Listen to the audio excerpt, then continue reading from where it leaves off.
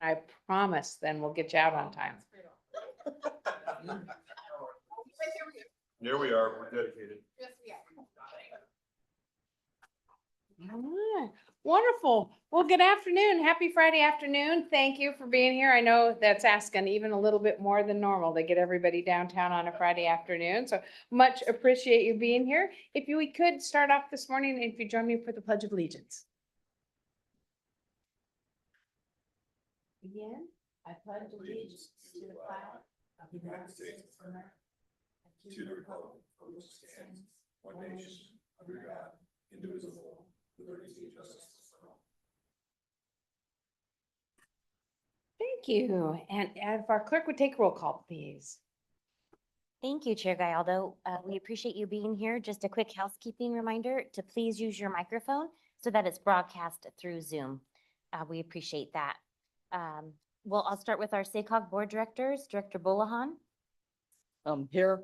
Desmond, Here. Gallardo, Here. Gog, Yes. Guerrero, absent, Harris, absent, Zaragoza, absent, although he may be joining us on Zoom later. I just wanted to note. And Director Lauren, absent, Vice Chair Soon, absent, and Chair Jennings, absent. Our external members, Ami Barnes, absent, Woody Deloria, absent, Maria Chacon-Nistet, Elisa Herrera, Here. Kendra Lewis, absent, Marco Lizarraga, absent, Raul Martinez, Present. Christine Tien, absent, and William Walker. Thank you. Thank you all. And I am somewhat substituting for the illustrious and charming Chair Jennings. So thank you for letting me step into his shoes, and I'll try and get us through. First thing is we've been working on learning to know each other a little bit better. And so, well, first of all, I should check and see if we have any public communication. Do we have any member of the public would like to speak on any item not on our agenda? There's no public communications. Thank you. So we're going to do a quick icebreaker, and as we were learning about each other, trying to think of a way that we could delve a little deeper to know a little bit about each other. So I've decided today that you're going to all pretend that I've given you a card that says you're going to have lunch with anyone in the world that you want for a lunch date, but they have to be alive. So you can't get, go deep and it gets really, really philosophical. They've got to be alive. And so that's, Director Wheelahan, I'm going to start with you and we'll go that direction. Tell me who you're having lunch with.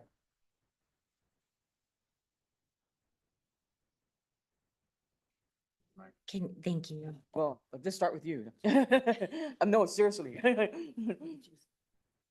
See, I cheated.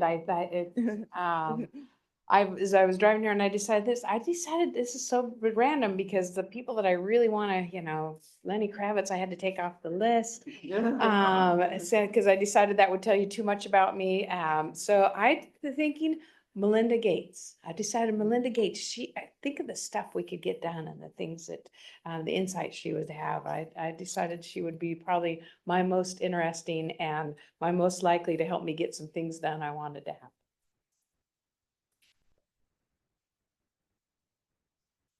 Oh, me? Yeah. Okay, I picked you because I remember we've had some Oh, yeah. conversations. I thought you wanted me to go. No, we've had some conversations about a certain building in Ileton, and she was familiar with it.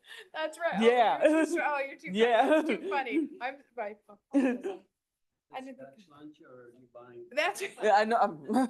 that's right. Yeah, pick somebody that can buy, right? Yeah, I can buy.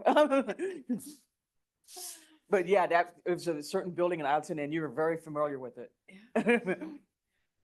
We have a very unique, my late father-in-law, former farmer-in-law, was formerly the mayor of Ileton. I don't know if I ever shared that with anybody. It's kind of bizarre, and yeah, so I know just a little bit about her town. Now, so you're having lunch with. I don't have a clue. I don't eat lunch, but basically, I would have lunch with a cousin of mine, and he's like uncle. As you get to peel back the onions of individuals and you know who they are, He's a chapter in a book that's been written about veterans. It's called Rifles. He also won a Purple Heart. And one of the things, and he never shared or revealed any of this to us as we grew up. And so I want to have lunch with him to figure out, how did he handle what he handled as a veteran of World War II, African American, leaving this country to fight, actually got wounded, and then come back and, as I read the chapter, to be treated the way he was treated. And most of all, this was a humble, patient, loving guy. How he persevered, I have no idea. And he's 99 years old today. I just visited him last month. Just go back. I visit him every 2 years to make sure he's doing all right. So, but I've never sat down and talked to him. And it took me reading a book to figure out who he was and how he walked through this world. So that's who I would have lunch with. Your dog. Thank you. That's a tough question. Who do I want to have lunch with? Well, back when I was in college in Portland, Oregon, I lived next to a high school there, and we used to get Bill Walton and Lionel Hollins and Maurice and everybody, all the Portland Trailblazers come out and practice over there, and had lunch with them a few times. And but I think when it comes to having lunch at this point in life, I would pick up the lady sitting in the audience, because she brings me lunch and she brings me breakfast on the farm, and is always hot, and the company is just hard to find anything different than that. So, I got to give credit to my wife that she is the most beautiful thing. Yeah, that she is. Well played, well played. Well Got some brownie played. points on that. I just want to play in her closet because she's always has the most beautiful things to wear. All right, did you think of something brilliant? I love that. My future husband, I guess. And I hope Yeah. he's exactly like that. So I was gonna say Obama, but I feel like I would blush too much the whole time. And then I was gonna say Michelle, but I feel like I would blush too much the whole time. Mhm. So I'm gonna say Stacey Abrams, because I feel like I could probably keep my composure, but also be like in the presence of like greatness. And she also looks identical to a friend of mine. If you want to see a picture of my friend later, let me know, because they like identical. But yeah, I'd say Stacey Abrams. You can think send she's us a so picture and brilliant. pretend like it's her and we'll believe you. Yeah, exactly. People are like, "Are you Stacey Abrams?" Like in the airport. It's kind of wild. But yeah, that would be who I would choose. I love it. Thank you. Casey. It's gonna feel very maybe small bore, but there's like a community development consultant and kind of development consultant that SACOG has worked with a lot over the past, and I have had the opportunity to sometimes meet with her, talk to her on projects, but she's so interesting. The work that she does across the country is so interesting, and yes, I have gotten to share a meal with her, but honestly, I need to share another meal with her because I learned so much about, just all of the different community development stuff she does, and I always feel smarter, and I have a different take on the world. So that's who I'd have lunch with. I love that. We're going to tell her that obviously it was a great lunch. Miss Lynette. Sorry, I'm a little on the spot. I wasn't thinking of anyone, but maybe, and now his name just went out of my head, but he's the British chef, the sticky toffee pudding. No, it's, yes. I can't think. Gordon Ramsay, just because it would be a really good meal probably, because they'd want to do a good job with his food. I don't know. That's a very practical thought about like, you're gonna get a good meal.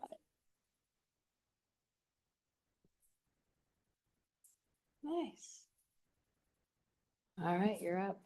So we got Lynette to reveal her Anglophile side, which is I'm well aware of. Use it to great effect. It's a really hard one, There's a lot of political figures who are sort of actually have gone through, who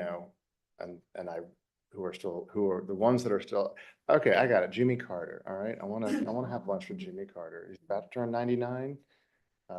Yeah, I think he's a remarkable person. Awesome. Right. I thought you say Buttigieg for sure, though. Bring home the money. I'd go with Adam Grant. He's an organizational psychologist. He's got a really interesting podcast that I like, and he's just talked to all these people. So I feel like it'd be like the cliff notes of, having lunch with a bunch of people. Like he'd have the best stories about, different people he's met and what their ideas are. Thank you. I would have lunch, is it with, okay? Yeah. Great. With my grandmother, because she's an awesome cook and I always miss her delicious meals. And she's in Los Angeles, so I don't get to see her that much. But she kind of helped raise me when my mom was working, and she's Palestinian, so I would love to hear more about some of my family. Nice. I'm Alex, by the way, staff here at SACOG, and there were so many, but I think the one that I landed on, there is an amazing actress. Her name is Gina Rodriguez. She is the star of Jane the Virgin and many other amazing shows. She's Puerto Rican. She is so funny, and she just had a baby in the last year and a half or so, and I think just I think I would laugh a lot and just get to talk about mom stuff and life and balance and just just celebrate her art. Awesome. Awesome. Lisa. Well, my first thought was somebody close, near and dear to my heart, who is Maria Cordova, who is one of the co-founders of our organization.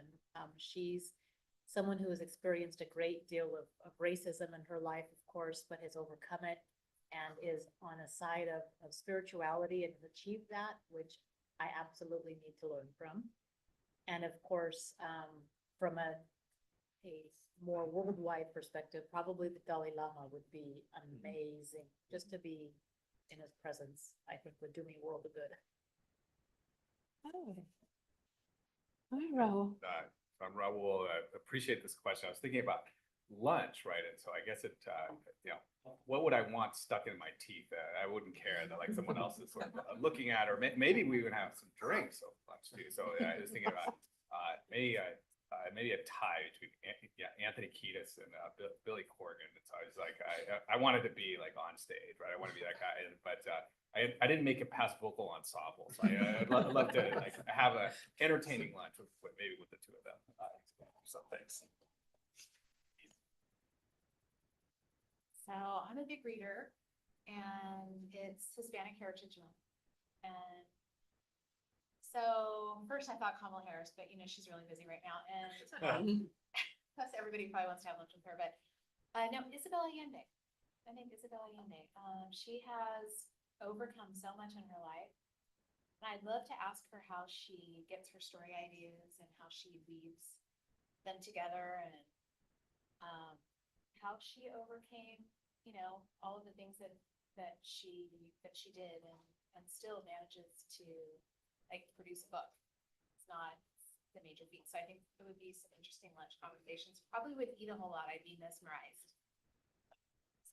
And if I may, I was listening to a Hidden Brain podcast, so it referenced Isabel Allende, and they talked about, it was about how to say no. And so she says no by, she reserves time post January 8th. All she does is write, and you can't, everyone knows she has a personal policy that she can't be contacted after that point. Yeah. So.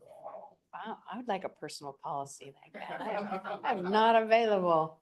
So it sounds like she For would my be available kids. for lunch. That's right. That makes it even more special, though. You got her. Richard. Well, I'm not going to limit myself to just one. I'll have several different categories. Personal would be my oldest brother who lives in Virginia, who I hardly see. On the world kind of political stage, Barack Obama is someone I'd love to have lunch with. In the sports world, Fred Warner is a linebacker for the 49ers, who I really, really like. In the entertainment world, Larry David. And in the religious sector, probably the Pope. Oh my God, I know so much more about you now. I love it. You said Larry David. I'm like, all right. Yeah. He's gonna have a party at his lunch. And we're gonna bring Kevin Duckworth, so we'll get your one of your basketball players in. I get Karl Malone then, and I'm really glad I didn't say Lenny Kravitz, but he is the coolest guy on the planet. So that's just saying. Thank you so much. It's just fun to kind of learn a little bit about our personalities and who we are. So Oh, that's right. Sheriff Saragosa, you're up there. Your little vision. I am here. I'm sorry I couldn't be here in person. I had a couple of last minute meetings, so I'm here in City Hall. So I will try to interact when I can. So I know you guys already did I think a one item, so I wasn't able to get on before then, so I apologize.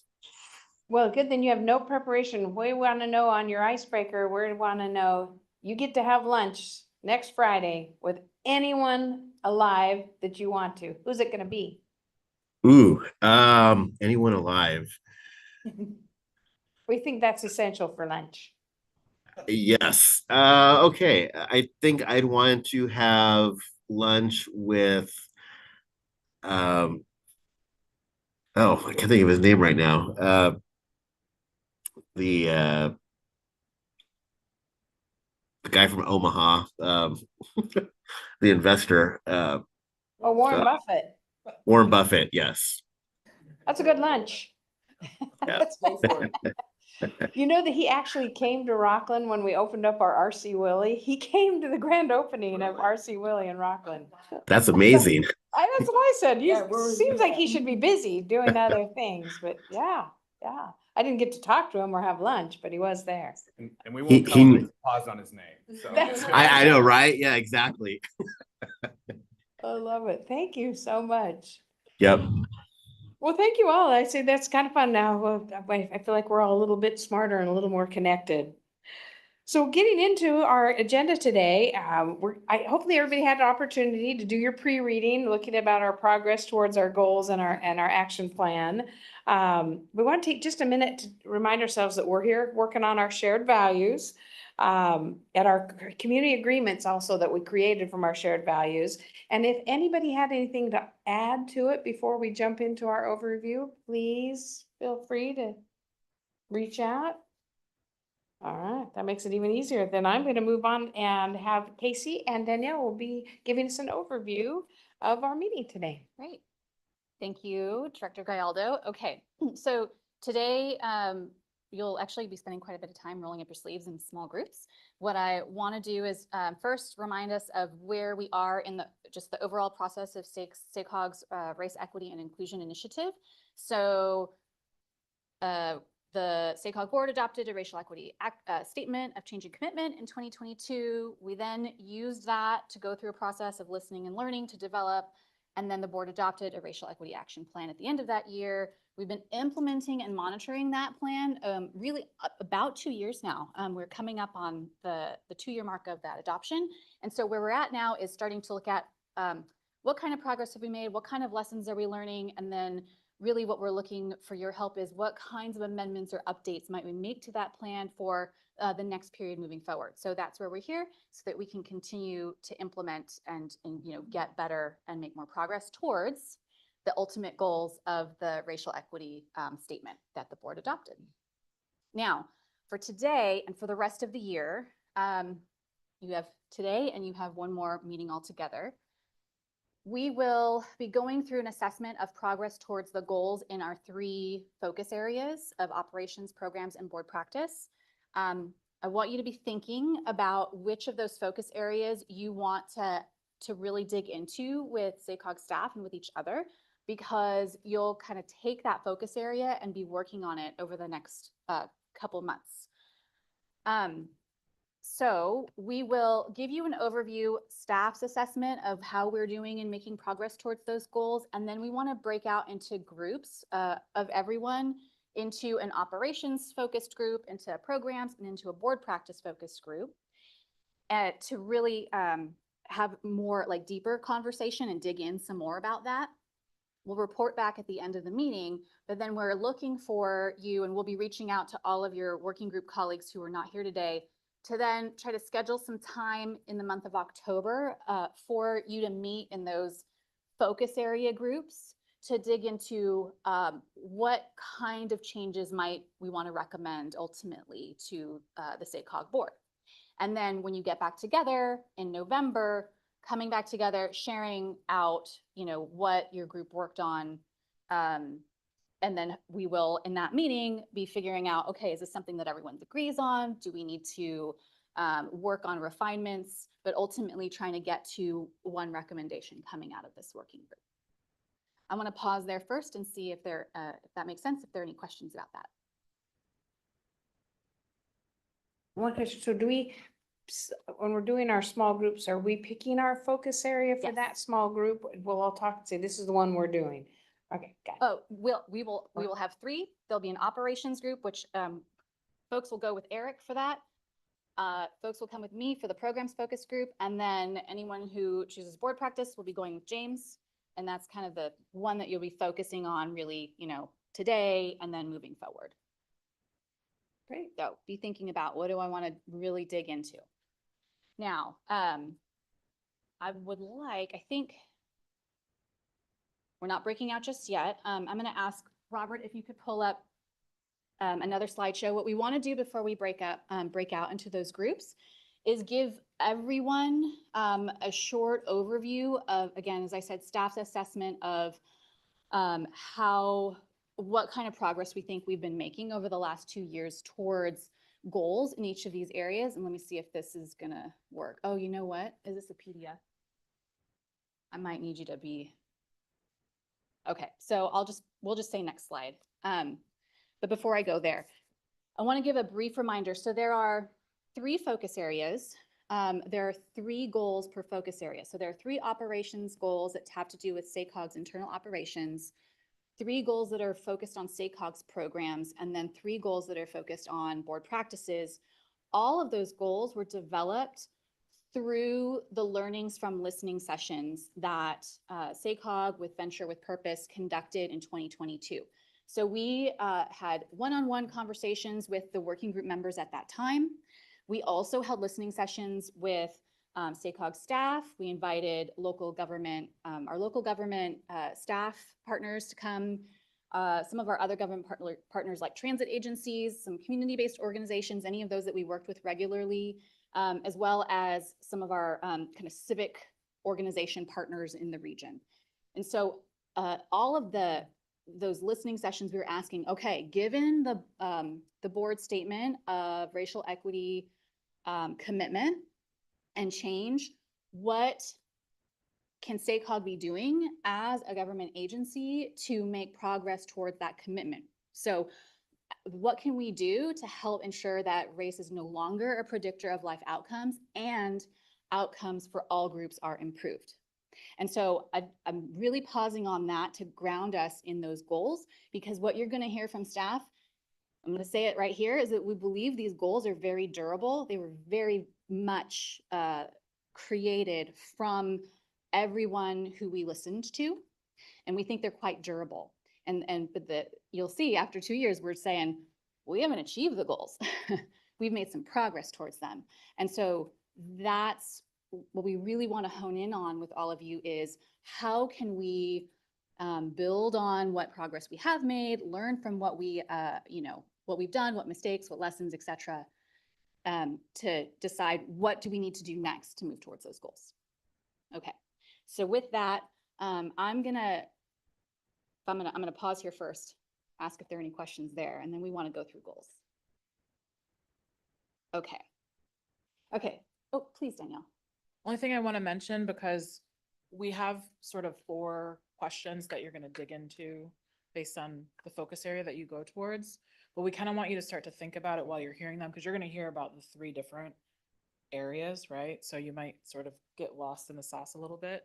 And so if you can think about maybe some additional barriers that aren't being tackled by the efforts as they are outlined in what you're hearing, right?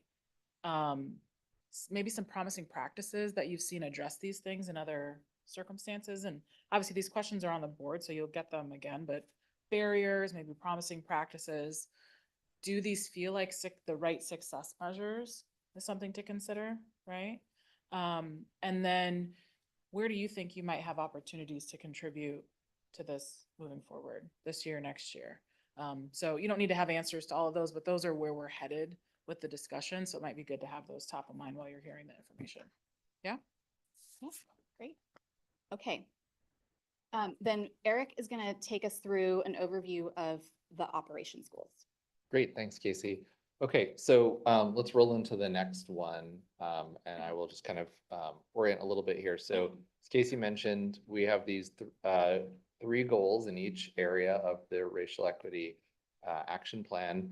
In operations, our first goal, and really with all 3 of these goals, we've been focused on setting up processes and training our staff and kind of getting the wheels turned to set up through the objectives, what are the things that we need to do going forward?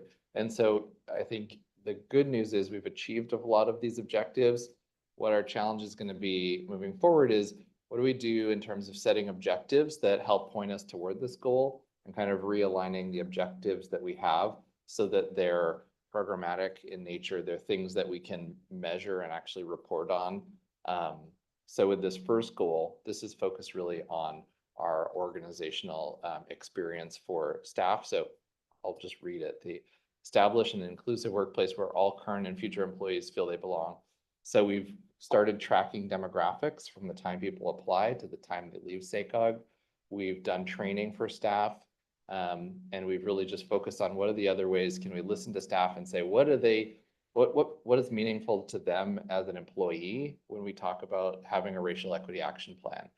And so we've done a bunch of different activities to get their input on that. And moving forward, we want to develop objectives that are really kind of led by what we're hearing from staff, but also give us a way to track progress over time to make sure that we're still moving towards this overarching goal. And then we can move on to the second goal here. So this is somewhat related, but this really focuses on looking at people coming into the organization. So identify, attract, invest in, and retain a workforce that reflects the diversity of the region by providing equitable access to opportunities.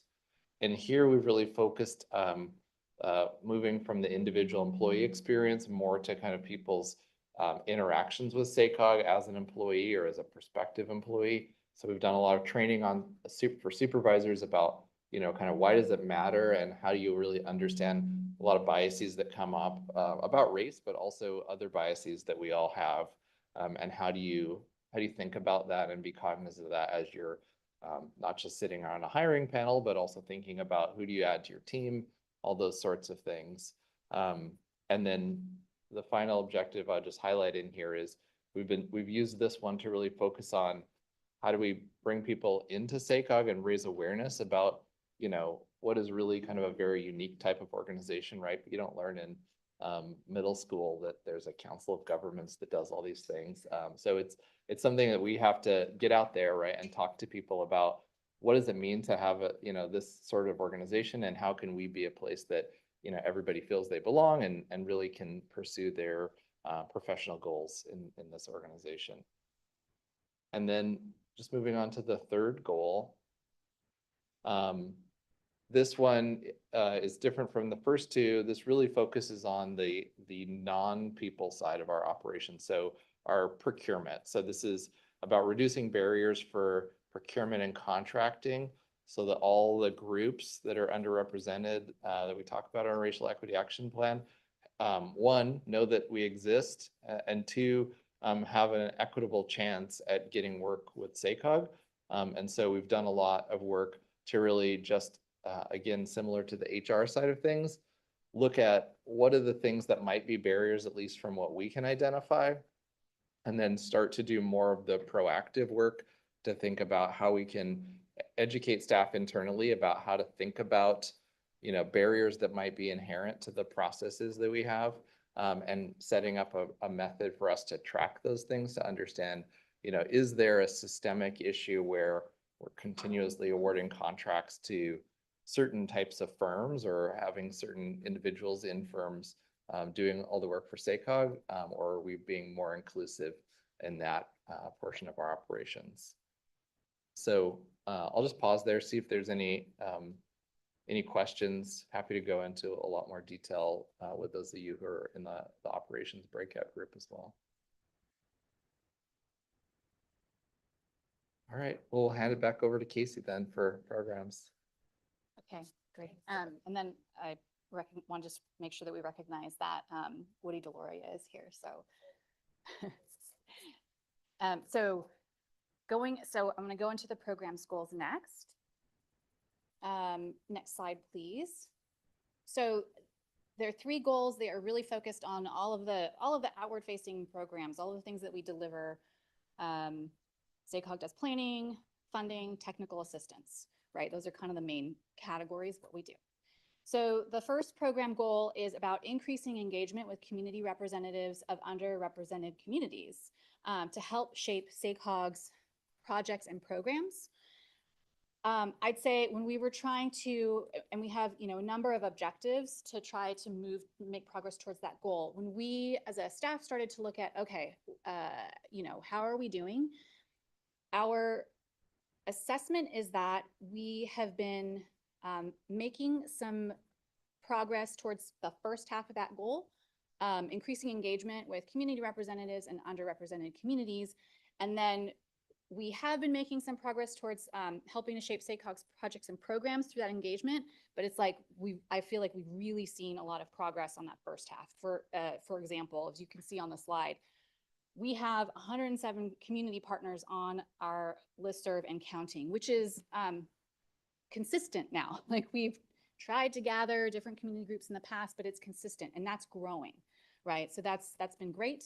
In our blueprint update, which is the update of our long range plan, we launched a CBO mini grant program, which you all heard about this last year.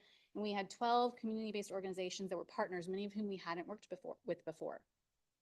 To really, and they helped with maybe, half of the surveys that we ended up collecting for the blueprint update. We have also had initial two-way communication with 4 of the tribal governments in the region, which is great. I emphasize two-way because we've always at least reached out in the past, but it's been quite transactional. It's like really when we update our long-range plan or we're doing our improvement program.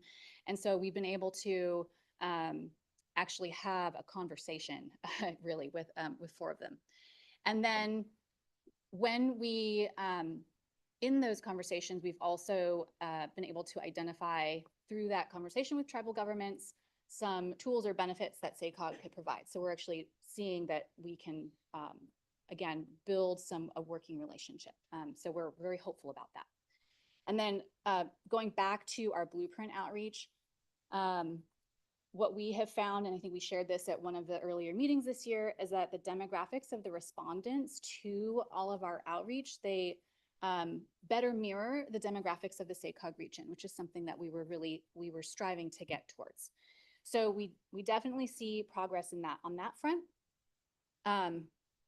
Some things we've learned: there are many more projects and programs at SACOG where we have an opportunity and are starting to now engage CBOs to help shape projects or get the word out to help shape those projects. And so what we need to do is now figure out, okay, how effective is that? So we would really love any signs of like, how do we measure the effectiveness of our engagement? And then we have a couple of programs where we have really centered community voices via community-based organizations in the shaping of a program. Our Engage, Empower, Implement program, which has come before this working group, is one of those places where we really intentionally, we had a consultant helping us do this, tried to work with community-based organizations to develop that program. We also just launched this year our Mobility Zones project, which is a 6-county effort trying to work with community organizations in each of the 6 counties. And that is to ultimately shape both areas that are going to have some focused planning within those counties, as well as ultimately investment for whatever the projects are that come out of them. So those are 2 kind of big things we're trying, but we're realizing as we do that, we're learning how we could apply this to more of our efforts. Moving on to the second goal. So this one's very, very tied to the first one: increasing funding for programs and projects that prioritize race, equity, and inclusion, and or specifically engage underrepresented and underserved communities in the SACOG region. So we've made some progress towards this goal, and we've learned that it's going to take much longer than we originally thought. That's not a big surprise, but we definitely learned that. With this working group's help, we've honed in on what meaningful community engagement looks like, and we've applied those principles in the development of the re-envisioning of SACOG's regional funding program. So and that's something that has come before this working group. At the last meeting, we shared kind of an equity framework that's been put into and is proposed to go into the guidelines for that program. The Engage, Empower, Implement program is an effort that I think would, over the long term, help us to achieve this goal, because the idea of that program is to fund community and local government to co-create projects together, so that those could actually go forward for implementation money someday. But many of our measures, much of our work, we don't feel like is fully measurable yet. It's really like we're seeing progress towards setting up, infrastructure, processes, policies, procedures. So moving on to our third goal, the last program goal. And this is all about being part of a learning and practicing community. The goal is that SACOG supports and learns from member and local partner agencies that are incorporating racial equity best practices into their planning work. We have made progress on this goal, though along a different path than we originally intended. We wanted to, have a staff person who was really dedicated to this, and we could not figure out how to make that work. But we were, just by virtue of having the organization having a racial equity statement, having a racial equity action plan, we were invited into other working groups of government that are trying to do similar things. So we were invited into kind of a regional group of government practitioners in diversity, equity, inclusion, and belonging.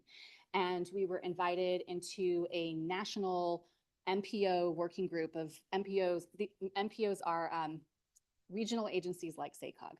Sorry for the acronym slippage there. So other regional agencies like SACOG that are trying to do racial equity in their work. And that has been really beneficial to us, because we have been able to vet some of our ideas or issues when we're trying to develop programs, and also learn from their best practices. So not the way we intended, but we are making some progress there. That is the conclusion of our program goals. I'd be happy to answer any clarifying questions, and we can absolutely dig in more when we get into breakouts. I have a question. I'm not sure exactly where it belongs, but there's a lot of work that SACOG staff have been doing internally, right? And then, of course, bringing partnerships in, other agencies, organizations, trying to learn from them. But my question is related to something that I experienced, and Eric knows this, and that is, how do you learn where other organizations or agencies are in relation to this guy? And how do you ensure that you're not going to support an organization who is contrary to those beliefs, that structure, right? So how do we politically, there's a lot of organizations and agencies out there who say they're doing the right thing on paper, but they're really not engaging this population in a equitable way. So what can SACOG do, and where would that belong? Is that a program, or is that an operation, or how do we make sure that we're not asked to support another agency in a grant when that agency is not very credible? I think, so I'll say that I do think that's a really good topic for programs, but I don't know, Eric, if you've got thoughts on operations too. There's obviously overlap across. Oh, sure. Oh. Yeah. Oh, I think if you turn it the other, 180, there you go. Oh, but then that side should be a little bit better. I don't think it was on. Oh, it was on. Okay. It was on. Yeah. I think, you want me to summarize this? Okay. The question was, there's an issue, and where does it fit in our racial equity action plan? There's an issue when there's some agencies that say we are doing diversity, equity, inclusion work, but the reality is they may not be. And so how do you handle that? Like, should you be working with that organization if they're not really doing what they say they're doing? And the question was not answering that right now, but is that a programs topic or operations or board practice topic? Yeah, that's good. So I would say the programs. Okay. Last focus area is going to be board practice. That'll be me. Okay. So we've got 3 goals as well in board practice. And first is deepening the board's understanding of how race, ethnicity, income, and geography affect social outcomes of SACOG communities. Again, I think the good news here, maybe even more so than say something like operations, is we have board members around this table. So we'd love to get both your real-time reflections, then also I think if you choose to dive into the working group on board practice. We do think we've made some progress on this one. And this is really through the engagement of this working group, the REI Working Group, and then being very intentional around our board meetings and our board workshops. So we held a REI primer refresher at the very beginning of this calendar year. Board members said 87% of them reported that they better understood our race, equity, inclusion work after we did that. We've been holding offsite board meetings around the region, and not all of those, but some of those, specifically the one in South Sacramento last year, the one in Woodland earlier this year, to name 2, have been sort of focused on equity issues and disparity issues and sort of how it connects to our work. And we actually just yesterday completed, thank you, Woody, all 6 counties sort of hosting offsite board meetings. So the workshops have gone well. The offsite meetings, I would say, are a huge hit.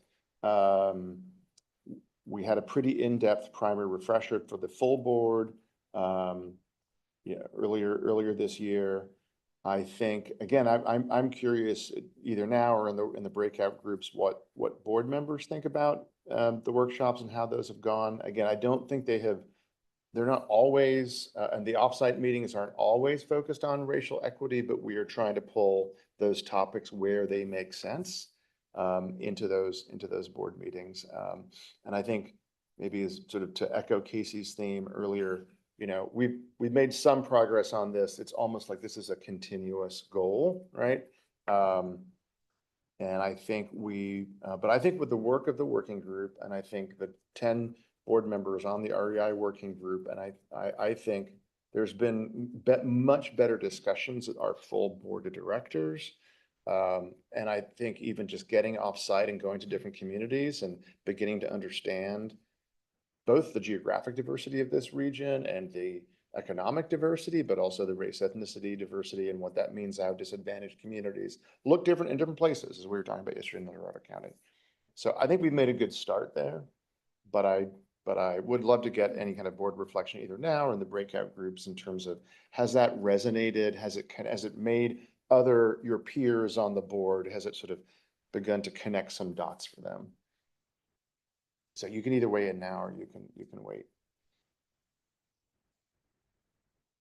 Okay, we can jump to the goal 2. Okay.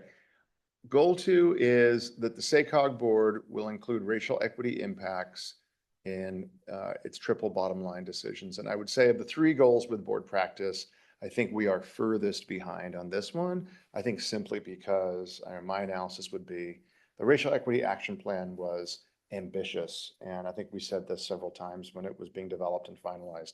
This was not the work of a year or 2 years, right? And I think this piece is really, we were hoping by this January of this year, we were going to have a process to regularly assess equity impacts of policy decisions that would consistently come to the board. We're not there yet, right? We are, I hope you all appreciate, we are trying to be intentional, but we're also trying to move through a lot of this work to sort of build sort of the foundation and the understanding, and all of you as board members with the rest of your other 21 board colleagues. So So I would say we're furthest behind on this goal. We don't have anything that we have yet brought to the board, but in some ways that's because we don't think we haven't been ready. That said, I do think there are some, and Casey referenced them too in the programs goal, but there's been some programs, I think, where EEI is a great one. We took 3.5 years to develop our Engage, Empower, Implement program. And many of you could sort of say like, wow, what took so long? But what took so long is we wanted to be really thoughtful about this work. We wanted to go about it in the way, sort of with the philosophy that it's trying to address, which is we don't know best, right? And talking to a lot of community-based organizations, even just to shape the program, engaging a consultant and all of that, finally putting out a call for projects. And then here's the great news on the Engage, Empower, Implement program. We had 3.8 million across all 6 counties, right? As staff, we were really concerned that we wouldn't get enough grant applications. And frankly, they'd all come from the urban core. And that's not the case. We have applications from every single county, and I think totaling 5+ million for 3.8. So the theory that there's a demand out there and there's a need out there and people can see these sort of, community engagement and equity and disparities and that's has borne out, right? Took quite a bit of our work to go explain what this program is and get people to understand it. But I think that's a good sign, as is initial signs around the mobility zone effort that is really trying to be intentional with community committees and this very kind of bottom up. So I think we have begun to see some of this. I think we've begun to see some of the discussion at the board about equity and how equity shows up in programs, but we're not at the process yet. We're not at the, this is now going to be enshrined in how the board goes about, assessing. It's almost like the equity impact statement on decisions, right? So we're not there, but I think there's some good signs of progress. Again, please jump in with any reflections on, Question. So, I'm sorry. So I appreciate that, James. And with regard to the slide before this, I think it has been, this has been great work, I think, to open the eyes of other board members and make them kind of understand that the inequities that we all see in our respective jurisdictions, and some on a much larger scale than others. In terms of this one and kind of the implementation that we're a little further behind, Casey, you'd made reference. How is this? What are the discussions about how this is being incorporated into the funding round decisions? Can you talk about that a little bit? Sure, and I might try to describe how this is related to those program goals. What staff has been doing is, developing programs through, this like a lot of work with local governments and community-based organizations. And then with regard to the funding round, also with a board working group. So we've got board working group, staff working group. We're also learning from all of these, we don't have a CBO working group for that specifically, but we had this working group. And for the funding round, we took, and actually Alex is one of the staff who worked on this.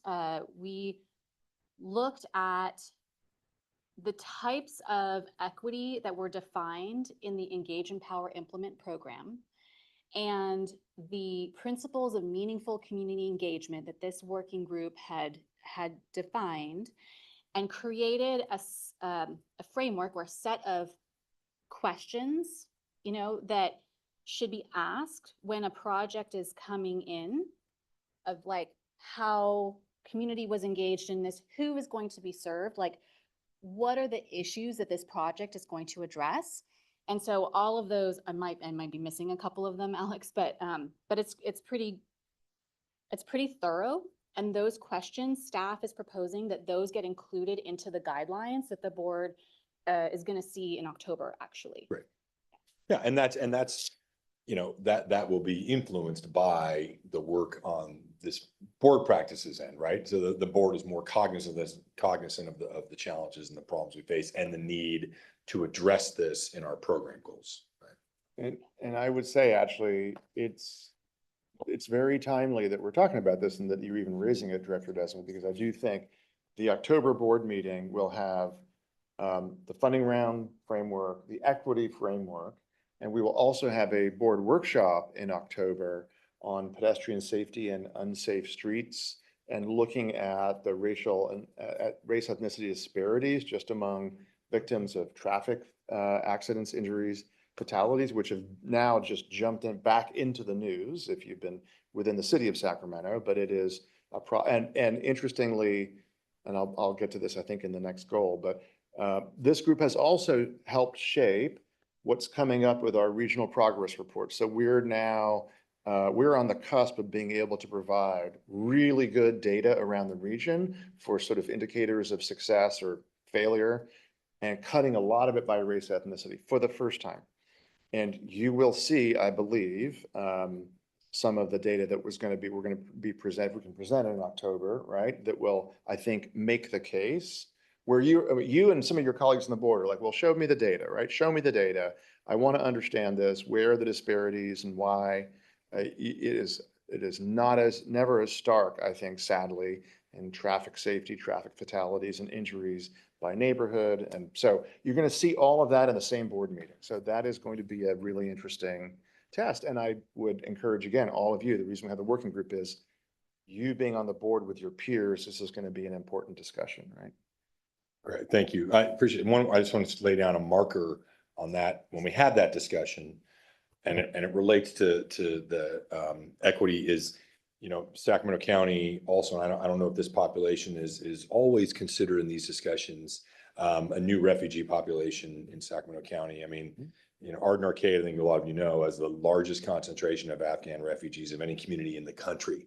And that population is larger than the entire jurisdiction of some of the municipalities represented here at the table. So I want to make sure, because I think it's a very important constituency to identify, because much different transportation related, I think, habits and practices among those new arrivals in Sacramento County. So I just hope that we may not have a ton of data on that for the presentation in October, but I just want to lay down that marker, and hopefully it's maybe you can at least mention it in the staff discussion about that.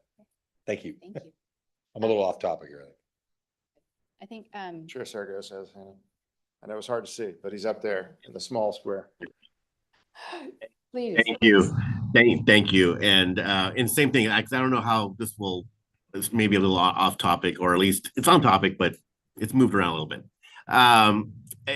And I think, one thing I wanted to underline, and staff kind of did this a little bit as well, and I'm glad Woody's there in at the table just back to, what we did yesterday in terms of going and seeing El Dorado County and talking about equity from the framework of a more rural area within our 6-county region.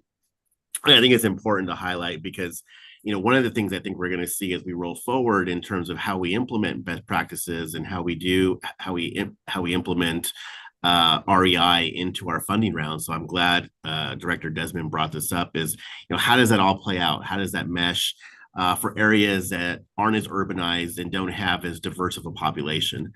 And so I do think that's an important factor for us to bring into it, because I think it plays into the longer conversation as well. And I've said this not just as chair, but as a board member over the years, which is I've always seen in areas like mine that aren't as maybe diverse today. Maybe they were, like I said, we were more diverse. I said this yesterday at the board meeting. We were more diverse 100 years ago during the gold rush.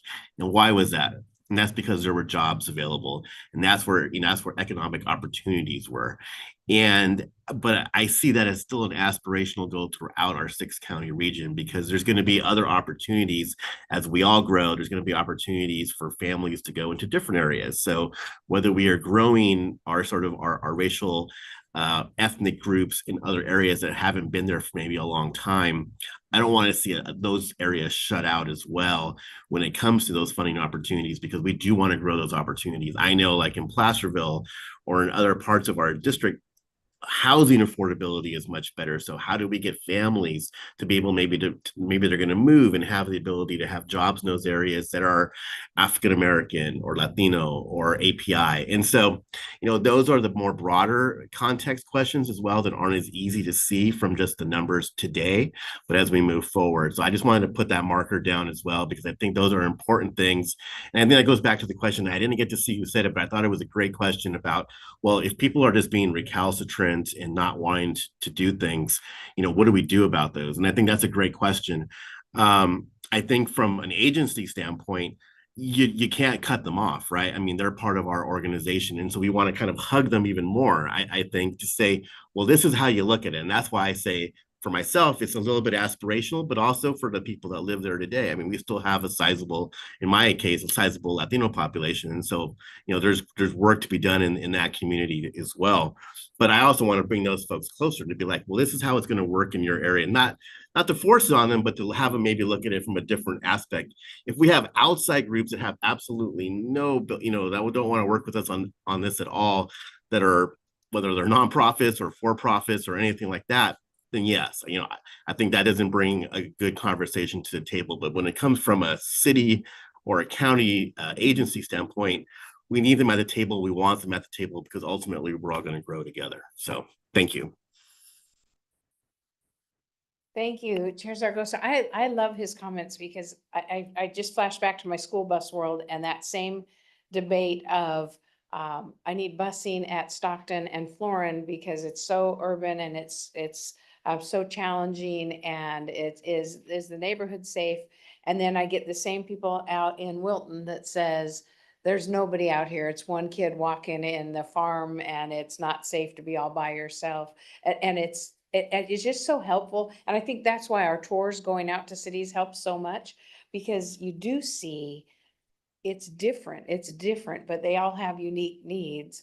And I think I'm happy to hear that you said as many different groups have engaged with you, because I think sometimes some groups can kind of shut down because they say, well, I'm not a disadvantaged community. I'm not going to qualify for this. I'm not going to qualify for that. So they kind of check out. And it's just so crucial that we get everybody involved and recognize that it's unique. It's different and it's unique, but it's still a challenge for everybody. Thank you. So, Yeah. so Michael brought out a great point about growing together. And I'm at the extreme end, or my city of Live Oak is at the extreme end of our SACOG region. And we're really underrepresented because we really don't have the resources to bring these ideas forward to be represented here. And if there's any representation, I mean, just to give you an idea, as to Pennington Road, it took us 14 years to build. And we just got them done one side just a few years ago, and the other side was a small section in front of the school just right now. And it's just, we are a pretty diverse community. We got a lot of Spanish people. We got a lot of East Indian people. I mean, some of these people are well off because they work hard, but as far as the community getting developed, we are terrible streets throughout town that they don't even have they have open drainage, no sidewalks. In all the old town, except, you look at the 4 new subdivisions, they're up to date, but the rest of the town is really suffering big time, especially for safety for the students, because there's no sidewalks for them to walk on. And I mean, I'm not going to go on, but time is valuable here. I just want you to know that. And I have to say, Director Cog, as you were just saying that, I'm thinking, boy, you and Director Desmond's unincorporated Sac County District sound kind of the same. I mean, now you just described your community and the challenges you face and you might not think, right, that Sac County and Live Oak have a lot in common, but I think that's part of what we are trying to do here, and both through the tours and we have this sort of lack of infrastructure, and I think it really is prominent in communities of color and low-income communities. And then sadly, that plays out in some of this data around either lack of access or unsafe streets or pedestrian fatalities and injuries. So anyway, I'll hit goal 3 because we're just about done I think the overview, then we're going to do the breakout group. So final goal, the board maintains consistent engagement with the Racial Equity Action Plan implementation process.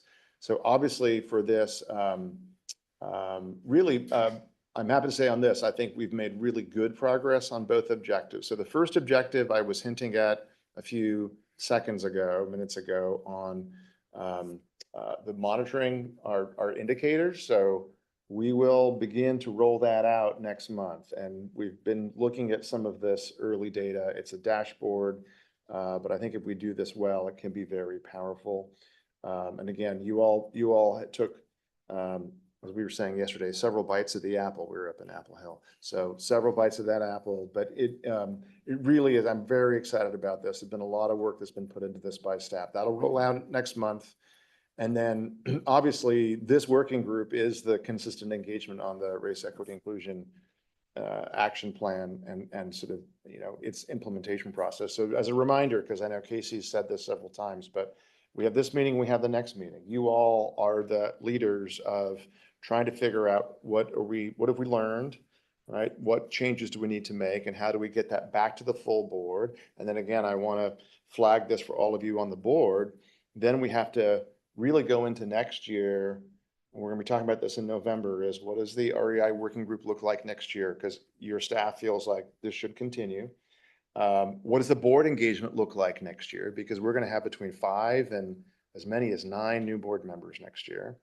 So what does that board engagement look like? How do we start early in the year, as this is sort of this is how we do things, right? Welcome. And that is going to be message from staff, but only goes so far, as you know.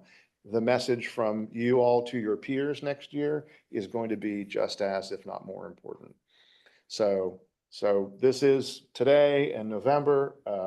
This is really goal 3 as we assess, evaluate, take a look at the REAP, what changes we might want to make, pulling it through to the full board, and then thinking about that full board engagement next year. So that's my presentation.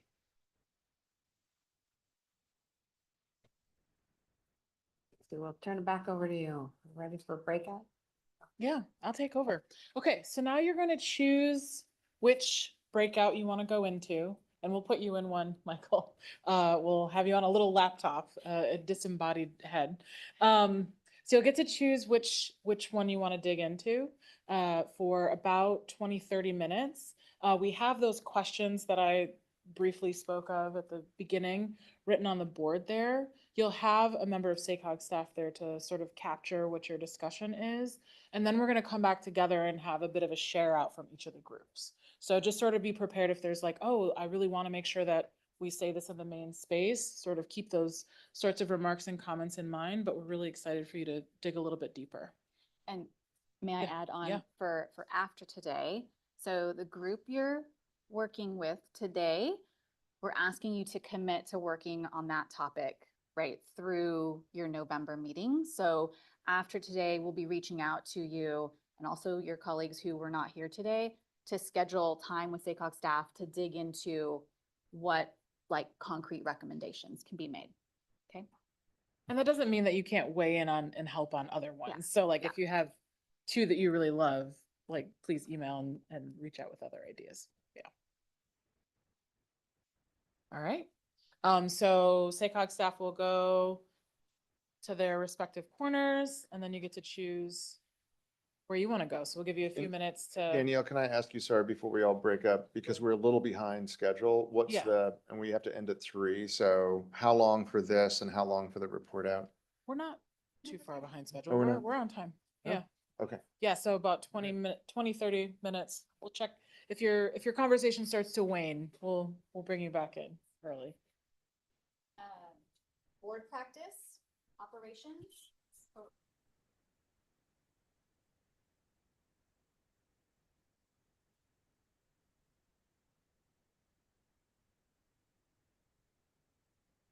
Lynette, do you want me to hop on that other Zoom link? I just sent you a text, Chair Sargo. For you? Yeah. All right, Yeah. thanks. Thanks. Thanks, sorry. Thank you.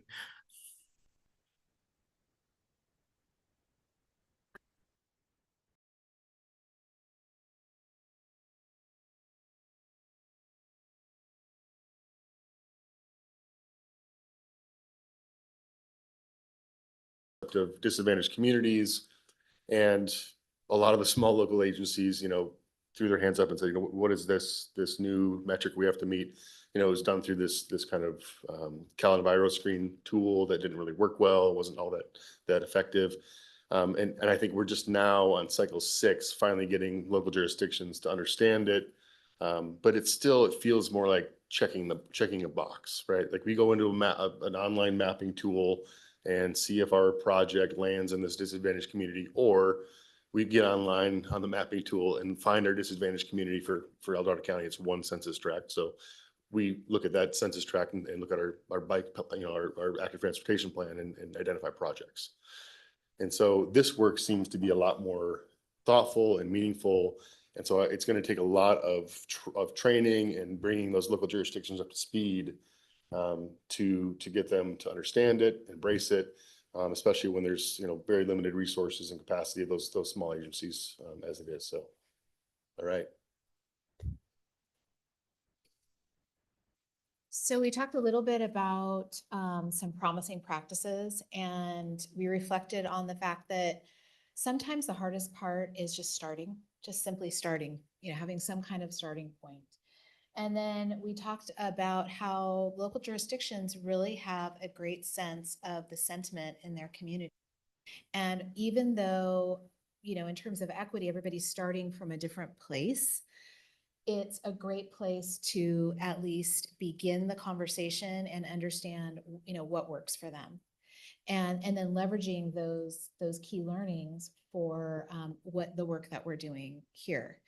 And as Casey had said, we talked a lot about measurement and superficial measures, which I think you have to start somewhere with measurement. And then as you become more engaged in your subject matter, you realize that the measures that you're looking at need to be deeper and more meaningful, and developing those from a quantitative and qualitative place really helps to inform a more well-rounded program and more meaningful outreach and understanding. And so I think, we got to a place where we sort of agreed that yes, maybe the term best practice is really just going beyond best practice and, using that as a starting point.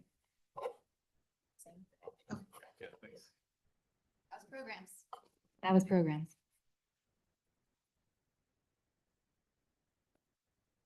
Any questions from non-programs groups? Okay, which group wants to go next? You can go next. All right, so I will kick it off here. So for operations, we use both sides of the board here. So I'm going to do a little Vanna for us all. Okay, so our focus really at the beginning was looking at training and talking about some promising practices. So the discussion really was around kind of there's a lot of required trainings, right? And so how do we make this feel like a different thing and really be more of a transformational experience for staff? And so I want to kind of jump to some of the things that Elisa brought up. So for instance, having community members who really understand the communities that we're trying to connect with, be the ones that might work alongside staff. A really, interesting idea, and I think a more meaningful way than kind of coming into a room and just talking about how a community is, and instead of actually making that warm introduction and using that as a way to really do the skill development.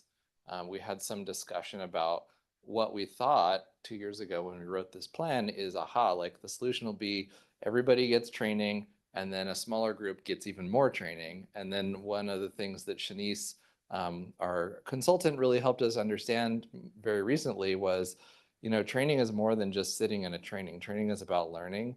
And so how do we incorporate learning in everything we do? it's more hard and complex for us to kind of make sure we're actually ensuring that everybody has the skills and knowledge that they need. But I think it's going to be a lot more effective. So we had a lot of discussion around that. Anything that any of you would like to share in terms of kind of the goal one and some of the practices that we discussed there? We can talk, and then maybe we'll switch over to goal 3 and procurement, because there's parts of this that we talked about on both sides of the board, which is really, how do you think about the authentic work that a consultant or a CBO that you're going to work with, are they really interested in advancing what you're trying to do as SACOG? And so we talked about some different ways to do that. One, just kind of ensuring that a vendor is sharing kind of what their plan is, like asking them questions like, do you have a DEI plan? Or like, what is your experience in this area that you're telling us you're going to do this work on? But not just taking it at their word, seeing who they've worked with, trying to get a better understanding of like, is this going to be a good fit? Is this really going to be assisting with the work that we're trying to do? Or maybe is this something that you want to look a little bit more critically at? So that was, I think, the highlight of this. Anything that any of you would like to share out on? Any questions about this?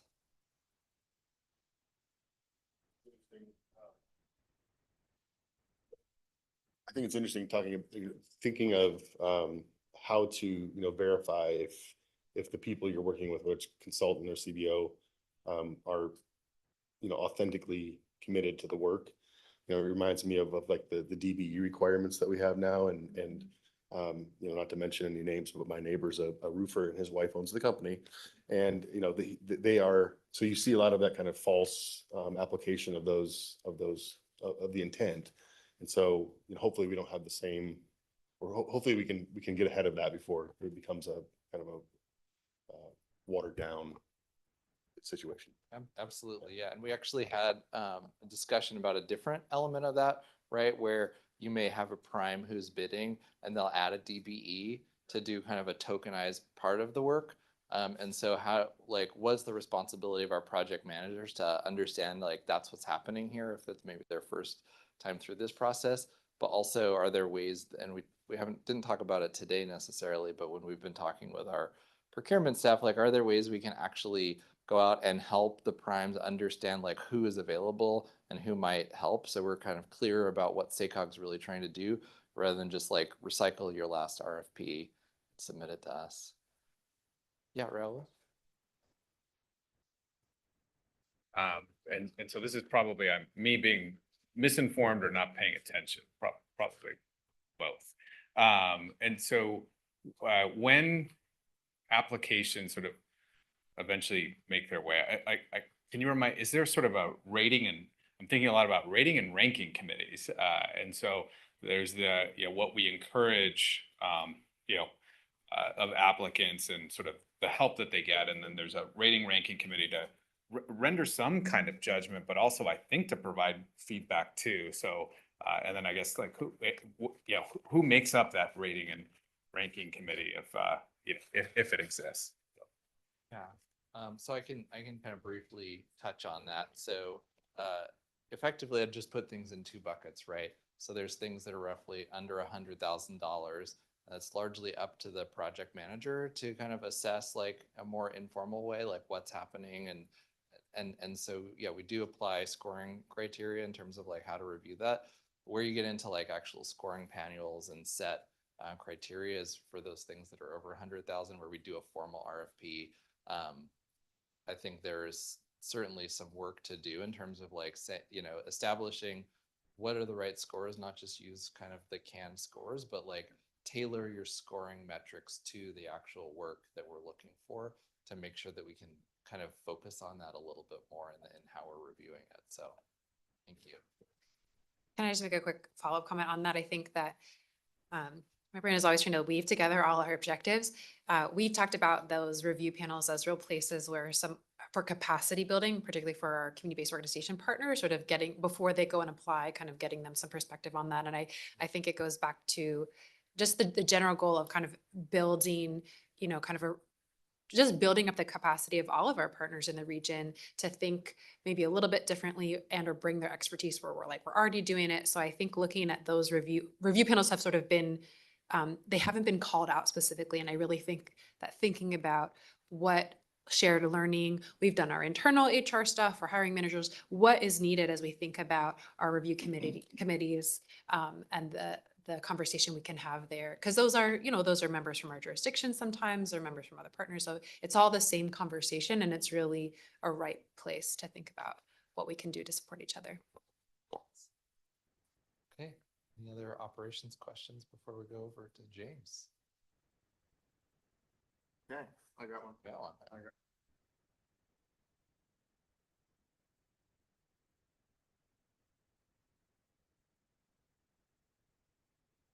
Okay, we had directors Desmond, Boulahan, and Gog in our mini breakout. Alex came over. And sorry, yes, Director Saragosa on the laptop. That was unusual, very high tech. Just, he was right there in the room where it happened. Okay, so generally speaking, so this is the barriers. What are there barriers about sort of these board practices, and then how do we overcome those? Generally speaking, it seemed our small subgroup of 4 board members, we're on a good path. The board members who were in this group said, generally speaking, like, we're on a trajectory, we're on a path here. It's positive, so keep going. Director Desmond brought up sort of the, and I think Saragosa seconded this, in some ways, the diversity of the board, maybe more the geographic diversity, but the diversity of the region and the diversity of board members may well make it hard to align the entire board around a definition of equity as it applies to things like funding, like where it gets real, as one of our directors said. So not that they're not up to the challenge, but everybody sees everything differently, and so trying to really, for instance, integrate equity into our funding round and then get all the way through to awarding transportation dollars with an equity framework when it looks different. Anyway, it was just flagged as a challenge. Another challenge is, as we've talked about, we have probably quite a few new board members coming next year, and so there was some reflection on that's going to be a brand new year. We've done all this work together as a board. What does that look like? How do we onboard new folks? And then just finishing with, the tours are great. People really like the tours. The board loves the offsite meetings, loves the tours, keep it going. And also we had Chairman Tarango from Wilton Rancheria come in last September, I guess a year ago, and provide a presentation to the board that I think a lot of board members, including just earlier, were reflecting. It was very powerful, very, very powerful. So how do we get more tribal government coming and having interactions and all the rest? And then any questions on that? Or Lockbeer or Pam, do you want to add anything on the? Yeah, okay. Any questions from the audience? You're good. All right, so then we looked at measures of progress that we had under the board practice goals. And generally speaking, there was reinforcement that these are good, these are measurable. In other words, how many of the REI Working Group are attending the tours? How many of the working group and board members attend the REI primer, the refresher, every year? Number of site visits, the board workshops, sort of general levels of engagement and showing up. These are good. But then we kind of got into an interesting discussion about, we actually had the board, Chair Saragosa had wanted the board, asked the board to read the book Color of Law, about racism and housing policy over time in the United States. And then we had a breakfast. We had about 11 board members actually show up for facilitated discussion on Color of Law, and they really liked that. I know, Lockbeer, you were there. Yeah, so can we do more of those, right? Are there more opportunities to do these kinds of, smaller opportunities, learning, just get together in a small group outside the formality of the boardroom?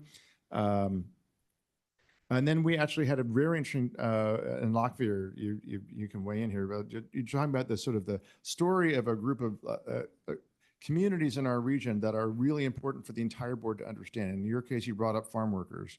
So the fact that farm workers are here, they are a critical labor pool.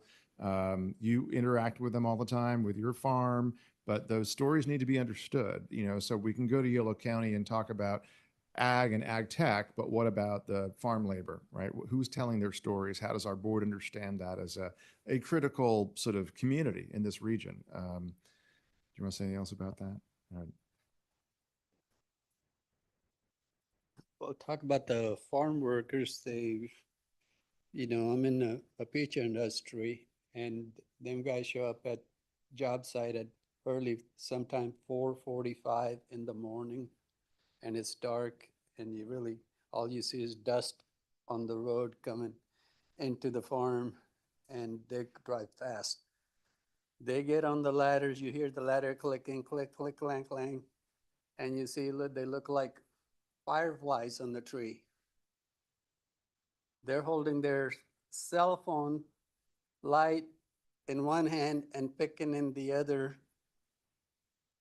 And that's how desperate they are to make their living. I mean, it's just kind of heartbreaking. Sometime I tell them, hey, don't get started that early because you leave so many peaches behind. And I realize, hey, I'll give these to my friends. Thank you.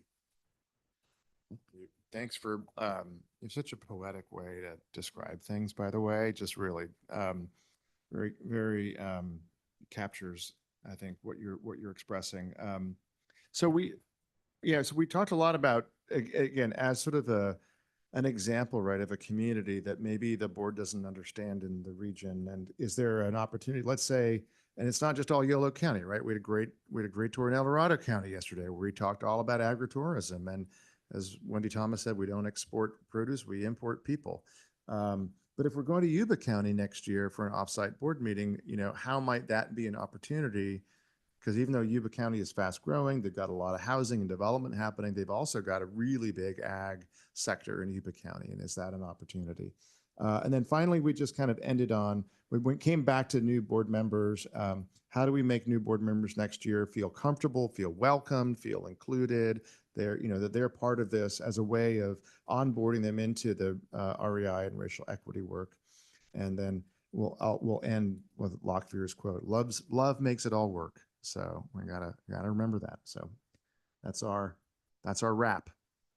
Anybody, any questions? Roll. I wonder too, because sometimes equity can feel abstract.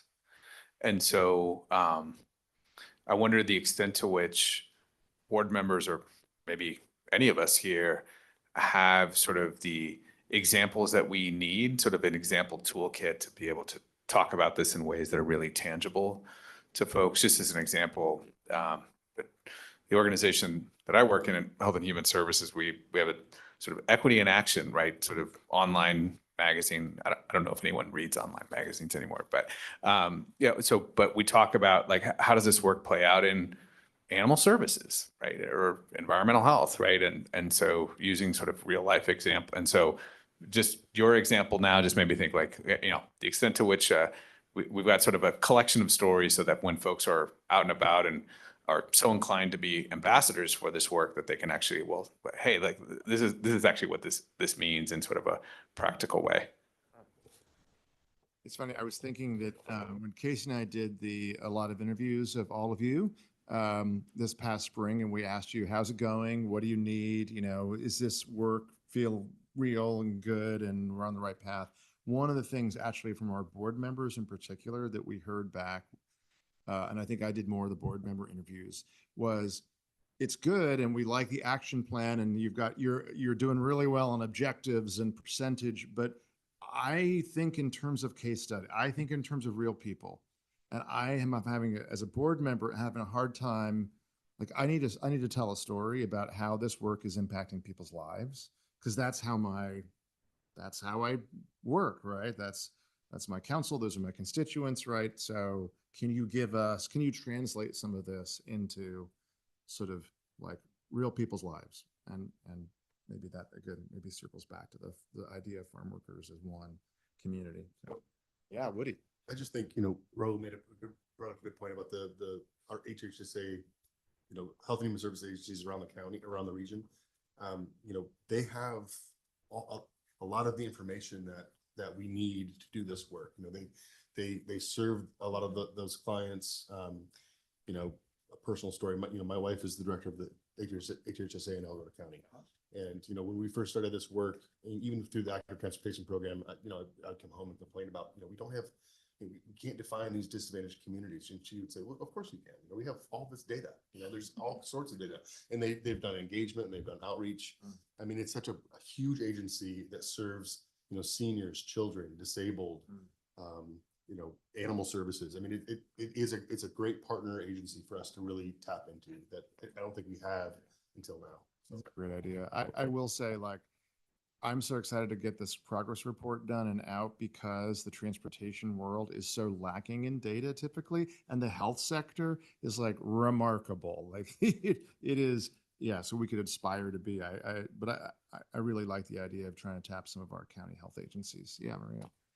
Yeah, just to dovetail on what's been said about storytelling and how powerful it is. As you were talking, I was visualizing, these lights and seeing fireflies, human beings as fireflies. And it was just such a powerful visual image. And I wonder so it seems like what we're all talking about here is, data is data, but what we're doing with the data is we are affecting people's lives in positive ways. And so is that something that the jurisdictions that are applying for funds, do they need to be adding that into, their applications?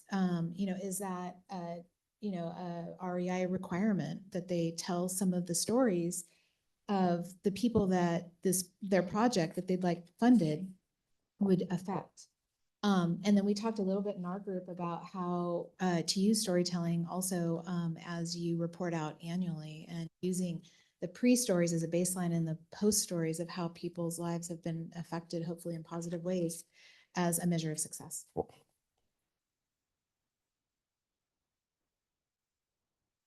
Yeah, I know we're in overtime, so I'll try to keep this to 30 seconds. But I just remember, because I'm looking at a friend, well, a few friends of mine, but at least I'm looking at you, right? So I'm thinking, who wants to think back to the pandemic, right? But maybe I'll just take us back there for a second. And if you all remember the blueprint that allowed businesses to increase their capacity, right?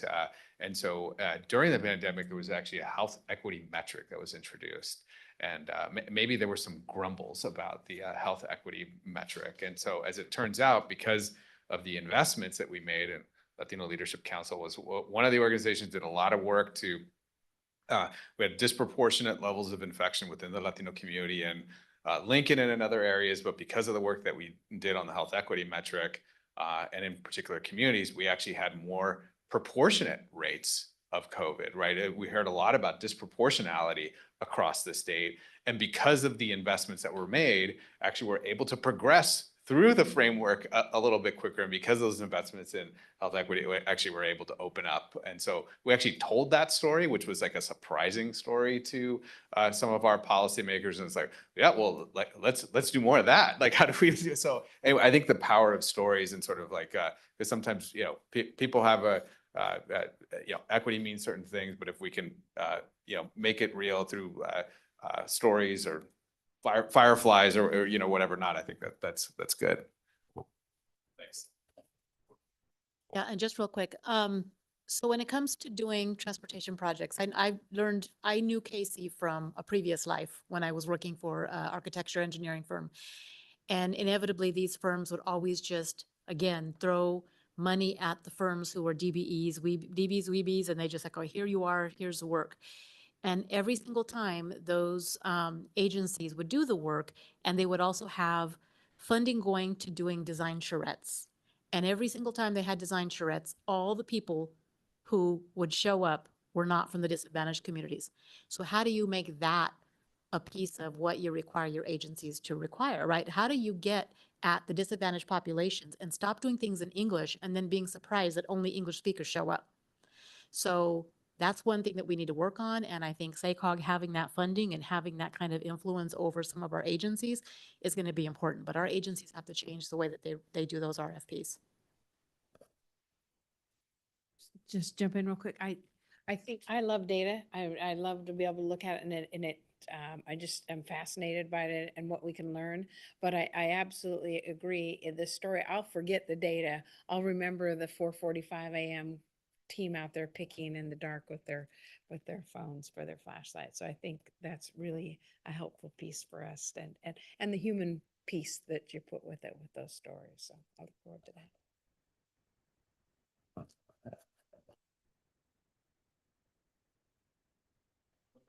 You want to close the meeting, Chair? Yeah. We'll do, we don't think we can go back or we don't, we can do it from here. Yeah. Most importantly is thank you. Thank you. And this was really a meaningful meeting, I think, for us all. And I really appreciate that you came ready to be engaged and then the contributions. I always say one of the challenges with SACOG is the fact that you didn't get to pick your board of directors. We're all elected and we come from, but when you look at it, it kind of all works out, doesn't it? Because we all come from different communities and we represent them differently. So, yeah, most of the time. As the token on my council, I always remind people of that too. But thank you staff.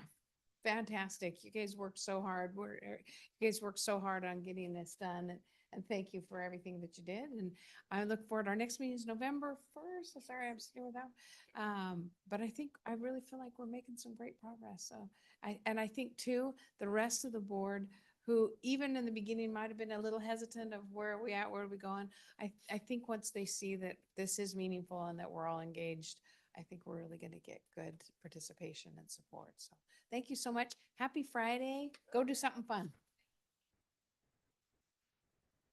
Meeting adjourned.